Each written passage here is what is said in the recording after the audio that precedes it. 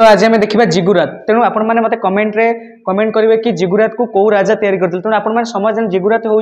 हिली of the heaven बा स्वर्गलोकर पर्वत। तेणु आम देखा जो मेसोपोटामिया जो थे आम जो 3टा डायनेस्टी जो थी मेसोपोटामिया गोटे हूँ सुमेरियान गोटे हूँ बेबिलोनिया आ गोटे हूँ आसिरियान। तेणु से सुमेरियान मानकर मुख्य मंदिर थिला कौन थिला जिगुरात थिला एवं जिगुरात राजा किए तैयारी करथिले सेटा आपण माने कमेंट माध्यम मते जणेबे who was the king of the ziggurat जे ताको तैयारी करथिले एटा उर शहर रे थिला एवं ए जिगुरात जो थिला हिली ऑफ हेवेन बोली हमें कहउछंती जो दुईटा नदी थिला गोटे होची आपण मानकर टाइग्रिस आ गोटे होची इफ्रेट्स ए दुई नदी रे जो सुमेरियन माने जो ब्लैक हेडेड पीपल थिले सेमानकर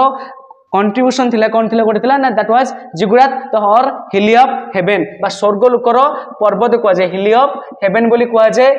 फिर भी आपण मानको तर किंग रो ना हु वाज द किंग थिला के राजा किए थिले किए तैयारी करथिले एवं को शहर रे थिला शहर ना होची उर जो कहितले